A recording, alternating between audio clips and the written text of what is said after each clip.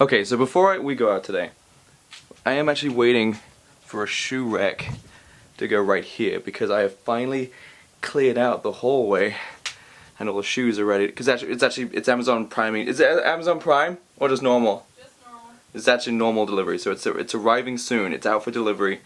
The shoes are ready to be put into the new shoe rack, which would be so cool because now we have more space. There was like a really big mirror here.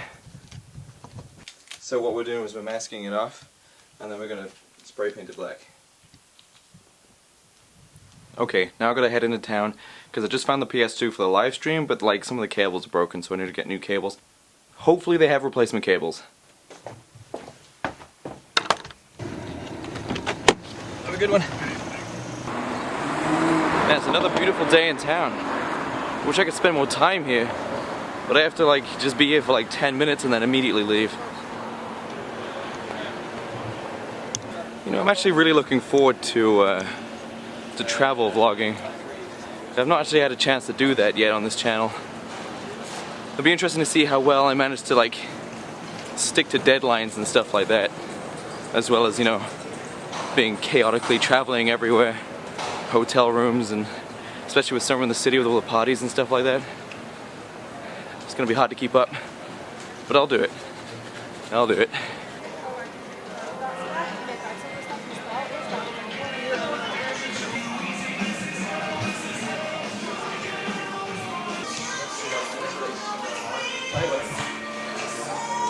Thanks so much. Cheers. Okay, luckily they had the cable that I needed, which is very lucky considering the age of the PS2. I wish I had something else I had to stay in town for, but I literally just have to go home right now. Forbidden Planet is like my favorite place in the world, but ever since I stopped collecting comic books a couple of months ago, I don't want to go in at the risk of spoilers, because I am going to get back into it. So I can't even go in there and have a look at stuff. Vape Lounge. There's been loads of those things popping up recently. You know, there's actually one near where I live that's called Rude Boy Vape Lounge. If you don't believe me, next time I go get my haircut, I'm actually going to show you it's called Rude Boy Vape Lounge. How douchey. Actually, do you know what? I can't just end the vlog after like, what, 2 minutes? I think what I'm going to do is... Do you know what I've not talked about on this channel before? I have not talked about school. What it was like going to school for me. So let's talk about that. School sucked. Which I don't really think is very surprising to a lot of people out there. I feel as though anyone who is creative, I think suffers a pretty terrible fate when it comes to public mainstream schooling. So let me be specific. Let me go back to the beginning and sort of talk about where it started, what happened, and how it ended. And also what I learned from the whole experience. So in primary school, it wasn't really a bad problem. Like, I had best friends and I wasn't particularly like ostracized or treated any different. I think mainly the real problem came in when I went to secondary school, or high school, as you Americans call it. Though I do have to point out that my desire to perform sort of started in primary school. I actually, I really liked Billy Connolly. I picked up a videotape of Billy Connolly at a school car boot sale or whatever. And I love the idea of stand-up comedy and jokes and making people laugh. So I actually did like an impromptu stand-up routine in front of my class. I was just like, can I just do stand-up, like I tell a joke in front of the class? And the teacher was like, yeah, sure, you can tell a joke, it's fine. So I stood up and I told a dirty joke, and I got it pre-approved by the support teacher that we had at the time. Anyway, the whole class burst out laughing. I felt like really good. It was a Billy Connolly joke. It was like where do I park my bike? But it's a really good joke. Anyway, bring on secondary school. This is where the problems started. Basically, as soon as I went into secondary school, all my best friends that I had... Okay, so in secondary school and in high school, in my school, at least in Greenhill, there were two different sides to each year. There were two bands. There was the X band and there was the Y band. So I knew this going to secondary school, and I was like, oh my god, what if I don't like get in with my friends? And they were like, no, they always make sure that you stay with your friends. My luck have it that was the opposite, actually, as to what happened. All of my friends went into X. all of my friends went into X and I went into Y. So here I am, Y band, which means I'm in the classes with these people that I don't know from different schools, and I was like, this sucks. Anyways, the year goes on. Obviously I make a few new friends, 1 or 2 here and there, but I never actually like. But here's the thing, these friends, and it was it was the same when I was in primary school. These friends that I had, I was always the one who had to do the calling and like go up to them during lunch and break time and see what they were doing, or call them and see if they want to come over to my house. Very rarely did I ever go over like my friend's house. They always came over to my house. And it was weird, like if I didn't call them or I didn't message them when the internet was a thing, they would never talk to me, and that would be it. There'd be friendship over. So it was always my responsibility to message them and make sure that they feel wanted. Anyway, so as this went on, I discovered after the age of like 11, 12, when I became like 13, 14, I was like, holy shit, I like rock music, I like metal, I like long hair, I like black clothes.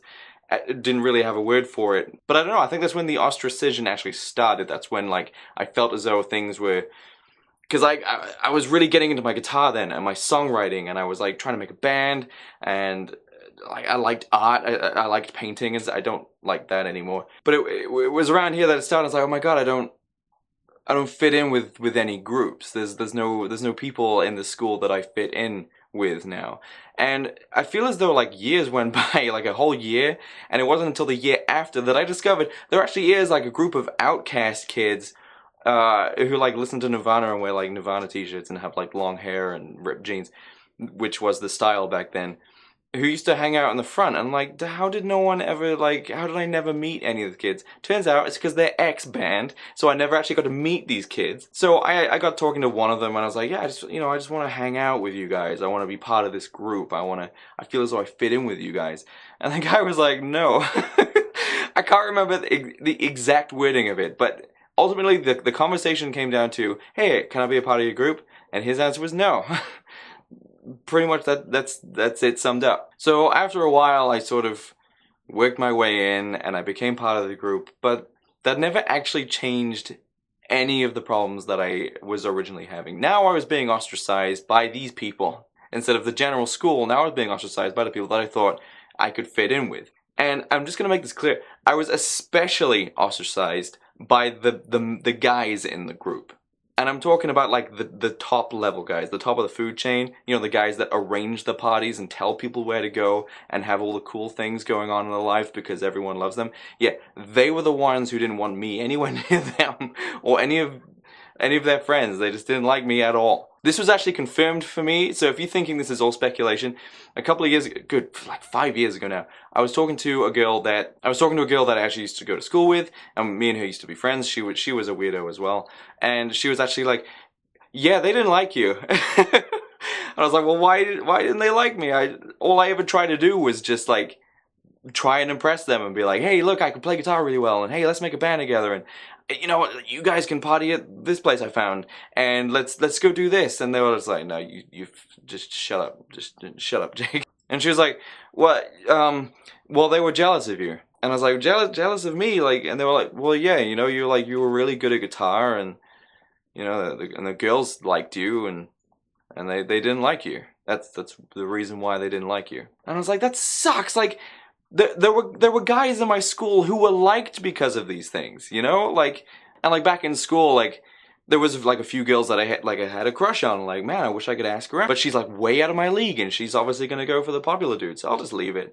And then years later, this girl tells me that those girls actually did like me, and the popular guys didn't like that. Anyway, so after obviously being sort of the tag-along for all of the house parties and the tag-along for all the beach parties, sort of like they tolerated me being there. But the thing is, truthfully, I can't honestly think of anything that I did that would have deemed me honestly, legitimately annoying. So, like she said, it must have just been jealousy. So fast forward, it's the end of the school year, and we've all agreed that we're going to burn our bags and we're going to burn our school books and school uniform, which we wear over here in the UK. And I was like, yeah, great. So I go to the beach. They've given me the wrong time, location, I don't know. There was no one there. And I just sort of sat there, and do you know what? One other friend was with me, and he was just sort of like, oh no, they've told me that, well, they've told my friend, not me, that they're actually like on the hill, and they're not doing that. They're gonna do it later or something. And I was like, you know what? I'm never gonna see these jerks again. I just sat there on the beach. I took off my school bag, put it on the floor, took a match, burnt my bag, I burnt all my schoolwork, I burnt my uniform that was in there, and my PE equipment, which went and I think with that burning that bag and burning those school bags, I don't think I saw him again after that. I don't think I ever did. I think that was the night. Like, I'm honestly thinking right now, like, did I see them again after that? And I don't think I did. I think that was it. I think I made a vow to myself on that beach that that was just it. I was done. I'm not gonna bother with people's approval anymore. Fast forward about a year. I'm in college. It's a very nice college. It's a music college, and I'm studying music technology. Now, this college was about, I don't know, 2 bus rides and 2 hours away from where I lived. Why didn't I go to a local college like all of the other kids were? Like I said, because I made a vow never to see those jerks again. So I went to the furthest away college I could possibly find and just meet completely new people. Everyone was just completely new. I didn't know anyone, and they didn't know me. I had a chance to make a new, I had a chance to make a new impression of myself. You know, like, people could perceive me differently. I could present myself differently. So now, like, I'm not an introvert. I think naturally I'm extroverted. Just people piss me off, I think is the thing. But yeah, I like getting on with people. Like, if I'm out at an event, I'll just randomly, like, strike up a conversation. You never know the type of fun things you're gonna learn about someone, or what sort of amazing person you're going to meet. So the thing is, first day of college, I'm like, right, I'm gonna go down my way, I'm gonna meet some new people. And I smoked back then, so we're being shown around the college, and it was really awesome. I was super excited to be a part of this college, and there was no school uniform. You called the teachers by their first name, or lecturers as we call them now. And like, everyone was like super chill, and it was all about music. Anyway, so first day of college, we're in this big room, and there's like loads of people in there. People I've never seen before. Never laid eyes on. And they're just right there in front of me, all in this one classroom looking at Kenfin, which was the name of the guy. It's very Welsh. Kenfin Evans, I think his name was. It was a very Welsh name. And I was just looking at all these people who, you know, wearing like, you know, denim vests and like Iron Maiden t-shirts. And there was one guy with like a leather trench coat and long hair and like New Rock boots. And there was like, you know, sort of emo punky looking chick who actually turned out to be one of my best friends. She was gay, so it was very platonic. And there was like another guy with like long curly hair who looked like the guitarist from Killswitch Engage. Turns out, ironically, he loved Killswitch Engage. And I was super excited that those last two people that I explained, the gay girl and the guy with the long curly hair who looked like the guy from Killswitch Engage, those two actually ended up being my best friends for the entire sort of college thing, and they were great. I don't talk to them anymore. No bad blood, it's just, you know, I moved on, and I just wanted to see if they would contact me, and they never did, so. So as the college year went on, as the first and second year, it was only a 2-year course, I became like progressively more and more goth. Goth in the fashion sense, not the music sense. And I became like cyber goth. I was wearing like white face paint. And like, that was where people drew the line and they were like, not friends with you anymore. No. I tried to make a band. I tried to make a band in a music college and I could not make a band.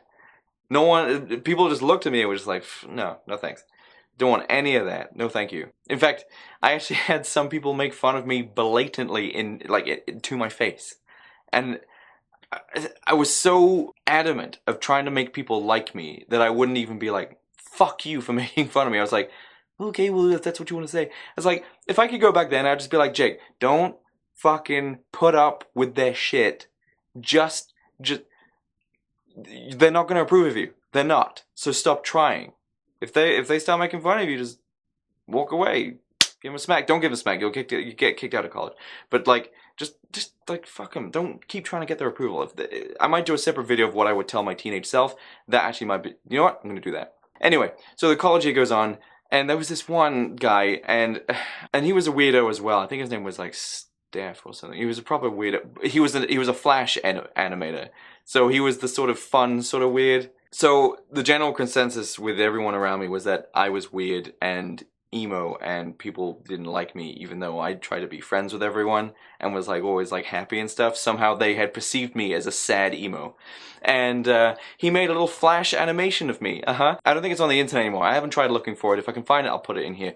But he did like a flash animation, and it sort of looked like the, what's that, cyanide and something? It looked like that. And it was a conversation between a little animated cartoon of me and a little animated cartoon of this guy that I knew who I wanted to be in my band because he was a great drummer. We're in a class, by the way, so everyone is in there, and I'm at the front, and he has the projector down and he's projecting it onto this huge screen in front of everyone. He's like, yeah, I made this animation. I was like, oh, I'm in the animation. How cool. I've never been fucking included in anything, and he thought of me for this animation. How nice. Anyway, so I started watching this animation, and it gradually became apparent that this was not favorable to my character. It turns out, let me just sort of act out what happened. So this is me, and then this is Charlie. Oh, hey Jake, how's it going, man? Oh, you know, I'm just kind of really sad and down and just emo and stuff, you know. It's kind of just so sad and I wish I would die. Yeah, he animated this guy that I was friends with to shoot my head off, and my head exploded and I died. And I had to be a good sport about it. I had to sit there and just sort of laugh it off, like, ha ha ha, but inside I was like, that really hit. And to this day, I still think about that, and I was mortified. Like, everyone was laughing, and like, ha, Jake's laughing too, he's getting the joke. But, like, I was like, that's not funny. That really hit. That's how you see, like, this is how you see me? That, like, I'm just some sort of depressed emo? So, college ended, and like I said, I was like, I'm not going to contact my friends from college just to see what happens, and they never contacted me. And I feel as though the thing that I've learned from all of this is that you shouldn't try and get people's approval from people who clearly are not going to approve of you. You do not need anyone's approval to be happy or do what you want to do. That was the biggest mistake that I made. But if there is going to be a happy ending to this story, obviously I found Kaya, and that's fixed a lot of the issues that I've had in my life. But ever since I've gotten into YouTube, ever since I started doing this, it's sort of opened up this whole group of friends that I now have who suffered the exact same shit I did. Because they were all creative, like creative people generally. Creative people, they're usually the outcasts of school. And YouTube is filled with people who were treated like shit in school. That's why I have all these like new amazing friends that I'm honored to know. And I'm going to be going to London in summer in the city to go see all of my amazing friends, and I'm super excited about it. Those are the friends I like. They tweet me on Twitter, and they message me, and I play video games online with them, and they ask me if I want to play. And every single time, because of the trauma caused when I was a kid, every single time a friend of mine that I respect messages me first and is like, hey, do you want to do something, or how's it going? I'm like, oh my god, did they do this by accident? So I hope you understand the moral of the story. If you're going through school and your story sounds very similar to mine, follow my advice. Do not bother trying to get their approval. It's pointless. They will never approve, and you don't need it, because here I am a decade after I left school. It's been 10 years, and I don't know anyone.